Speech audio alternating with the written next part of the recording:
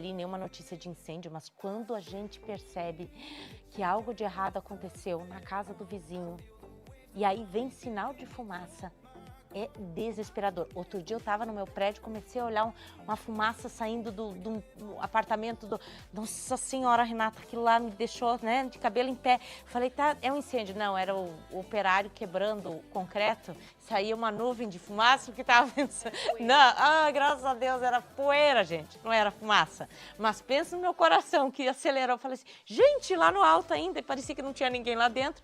Eu disse, vai agora, né, alastrar. Vai parar onde? Vou ver um prédio na minha frente ali pegar fogo?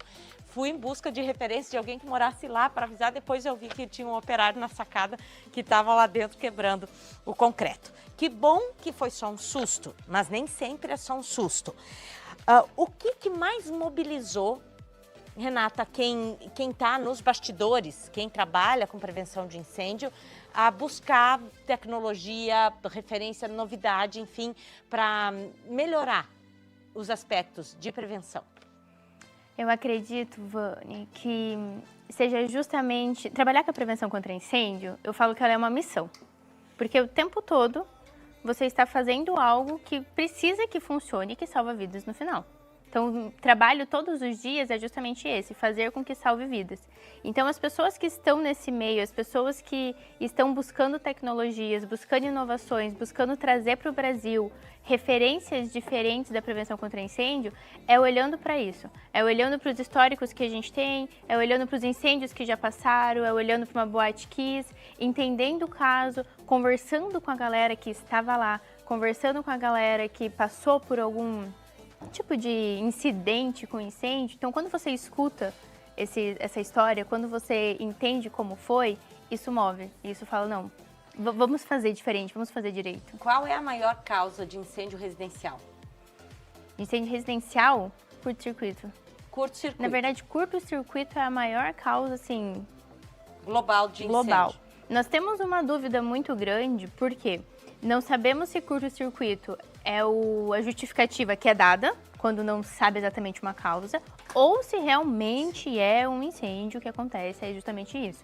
Então a gente não tem nenhum histórico, nenhum estudo que diga exatamente, essa é a maior causa, ponto. Mas quando a gente começa a analisar, é o que mais acontece, porque a galera vai esquecendo, né, vai deixando de lado. Mais comum incêndio em casa ou apartamento? Depende, casa.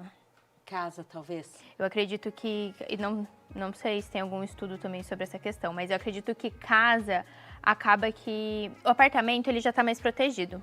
Então as pessoas, o encanamento do gás já é feito, né, com uma empresa especializada, o síndico vai cobrar essas manutenções. Então o gás, que é o nosso pior cenário dentro de uma edificação residencial, ele está controlado dentro de um prédio. Se tiver até fumaça demais da churrasqueira, do churrasco de domingo, o alarme de incêndio, né, dispara, por exemplo, muitas vezes num condomínio, num prédio. Agora na casa, o que todo mundo deveria ter? Todo mundo deveria. Tem 4 medidas básicas. A prevenção contra incêndio, Vinícius, ela é um leque gigante de formas de proteções que você tem em uma edificação. Porém, nós temos 4 medidas básicas que deveriam ser utilizadas em todos os lugares, mas todos os lugares, independente do tamanho, independente da ocupação. Que é o quê? No mínimo um extintor, uma plaquinha de iluminação de sinalização de emergência, falando onde é a saída, uma luminária mostrando ali, clareando caso essa luz acabe. E as saídas, então, ter portas de fácil acesso. São as 4 medidas básicas que a gente tem. E em casas não tem nada disso. Em casa você não tem absolutamente nada. Você só tem gás. A gente nem tem orientação, se não for através de você, para ter um extintor dentro de casa. Você tem gás, você tem cortina, tapete, vela, colchão, sofá com espuma. Existe um estudo, eu gravei um podcast recentemente com o pessoal da Abchama, que é uma associação de proteções passivas. E aí eles estavam conversando com eles e perguntei, eu falei, qual que é o pior estudo que vocês já fizeram, o pior cenário? E aí eles falaram que foi justamente fazer teste de incêndio em sofá. Porque sofá é algo que a gente tem você tem na sua casa, eu tenho na minha, todo mundo tem um sofá em casa. Poltrona, puff, cadeiras, bem fofinhas. E hoje em dia, os materiais que são utilizados são materiais completamente combustíveis, alastráveis, que o incêndio ele ganha uma grande proporção de uma maneira muito rápida. Minutos ali. Minutos, acabou. Você já ouviu falar ou já viu episódios de incêndio por quais razões? Criança, às vezes, está envolvido também. A gente até colocou com fogo não se brinca. O que evitar próximo de criança? Para diminuir o perigo. Vela, tudo que tenha fogo, tudo que gere calor. Vela para cheirinho, que às vezes a pessoa deixa para casa ficar perfumada. E tem que entender assim, Vani, eu tenho um risco. O fogo, a gente precisa de 3 coisas para o fogo acontecer. Se eu já tenho fogo ali, eu tenho material combustível aqui, o oxigênio está no ar. Pronto, eu tenho um incêndio. E aí depois disso, se eu não tenho um extintor, eu não consigo controlar. Ah, mas eu posso jogar água. Não é bem assim que funciona. Depende do incêndio, a água vai funcionar. Depende do incêndio, você só jogar um pano por cima, vai abafar. Em quais casos a gente usa o pano para abafar? O pano, ele vai abafar quando eu não estiver falando de... Ele vai fazer a mesma função que o extintor de pó faz, que é o abafamento. Vai ser quando eu estiver falando de materiais elétricos, líquidos inflamáveis. Não se joga água na tomada, Não posso jogar água no elétrico, não posso jogar água quando eu estou falando de líquidos. Então, um posto de combustível, eu posso sair apagando com água? Não posso. A gasolina, o fogo na gasolina não se apaga com Não, eu preciso abafar aquilo ali. Então, isso são, assim, alguns entendimentos. Por exemplo, em casa, qual que é o melhor extintor pra gente ter? É o de CO2, que é o extintor mais caro. O CO2, ele é um gelo seco. Então, ele vai apagar, ele funciona muito bem para vários tipos de classes de incêndio. Só que ele funciona em ambientes pequenos e controláveis. Então, se eu tenho um foco, ele vai ser excelente. Porque ele vai abafar. E aprender a usá-lo também, porque não é na hora que a chama já está ali na tua frente que você vai ver como que administra, que botão aperta e... Ele é simples, mas se você nunca viu na hora do desespero, não é naquele momento que você vai aprender. E quando a gente esquece uma chaleira no fogão? Super risco também. Porque aquele calor vai passando, aquele calor vai passando. O fogo, Vânia, ele vai começando assim, ó, esquecer a chaleira. Aquele calor vai vindo, vai vindo. Uma hora aquilo vai começar a ignizar. E aquela fumaça vai começar a se espalhar. E aí eu começo a ter condução de calor por vários ambientes. Se eu tenho uma cortina perto, se eu tenho um pano de prato ali do lado do fogão, isso já é suficiente para ir se alastrando. Então, a ideia não é assustar. Nossa, meu Deus do céu, né? Sim. Agora vai tudo pegar fogo. Não, mas é conseguir ter esse olhar mais clínico. Tipo, tá, peraí, vou colocar aqui... Deixa eu pedir pra minha Alexa me avisar que eu tenho que vir desligar essa panela? Colocar o despertador. Isso, deixa eu pôr meu despertador, deixa eu lembrar disso, vou pôr essa vela. Eu gosto muito de vela, né? Então eu tenho muito costume de, vou acender minha velinha, eu coloco ela lá bem no meio da ilha da cozinha, porque só tem mármore.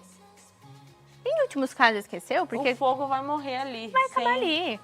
Então, não vai ser abastecido. Exato. Eu outro dia fui acender vela pro santo, coloquei dentro da churrasqueira. Falei assim, dá licença aqui, ó. Aqui foi feito para ter fogo. Eu coloquei lá, fiz minhas orações, coloquei lá, deixei ela queimar na churrasqueira.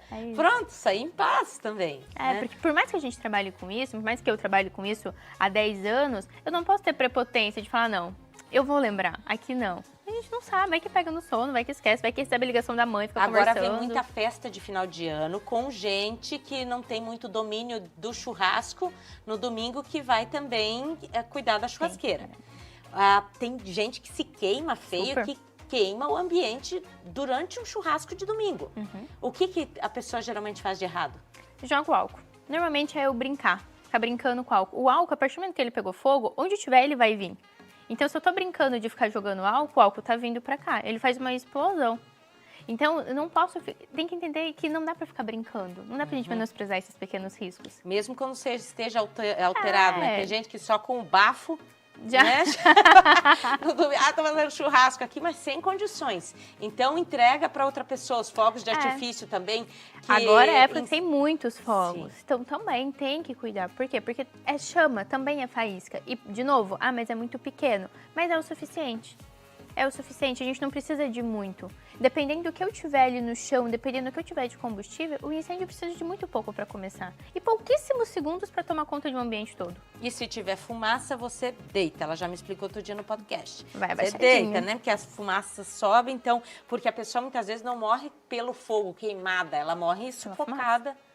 A Boate Kiss mesmo, que é, né, um grande história que a gente tem, as pessoas morreram com a substância que tinha na espuma. Então foi a fumaça que matou as pessoas. Não foi o fogo, não foi... Algumas, lógico, morreram pelo fogo, outras pisoteadas, etc. Mas o que matou a maior parte das pessoas foi a fumaça. Então é sempre o clássico, o que a gente assiste em filme. Começou o incêndio, pega um pano, molha de água, coloca no nariz e rasteja. A gente precisa sair... Pano com água no nariz, rasteja. E tenta sair. Tenta mais não, rapidamente. sai. É. Esquece tudo. E não buscar documento, Esquece não pegar tudo. a bolsinha que ficou lá, esquece, tá? Deixa, Não é o momento. salve-se. Não entre também para salvar pessoas num lugar, porque... Tem bombeiro para isso. O bombeiro tá com a máscara, gente, por isso ele vai conseguir. Telefone do bombeiro? 193. 193. E a Renata, que é expert no assunto, para todo mundo que precisar, a título de prevenção também. Maravilhosa para dizer, olha, já em começo de conversa, para essa obra aqui, precisamos disso. Tem até parede hoje que blinda. Obrigada. Tem. Hoje a gente tem várias tecnologias diferentes para evitar que o incêndio passe de um lado para o outro. Então a gente tem paredes que são resistentes ao fogo. Então eu vou pôr uma parede aqui e essa parede vai impedir que esse fogo passe daqui para lá. Tem vidros resistentes ao fogo. Então, nossa, mas eu não quero fechar aqui toda a minha visibilidade, né? Igual você tem toda... Então, todos esses vidros, eles também podem ser resistentes ao fogo. Então, tem muitas coisas vindo. Ainda é muito novo no Brasil, ainda está tendo toda uma expansão de mercado. Mas nós já temos várias maneiras de manter um ambiente bonito, manter um ambiente legal, mas também olhar para a segurança nesse momento. Protegido. Protegido. Garantindo que o incêndio começou aqui, quem está do outro lado vai poder ajudar e não vai saber o que está acontecendo ou vai acabar sendo impactado por isso também. Muito obrigada, Renata. Obrigada Boa a você pelo convite gente. Mais uma vez. Segundou, né? Segundou. Fez uma Muita semana gente apagando incêndios hoje aí também, né? Outros tipos de incêndio. Obrigada, gente, pela companhia, tá? Até amanhã.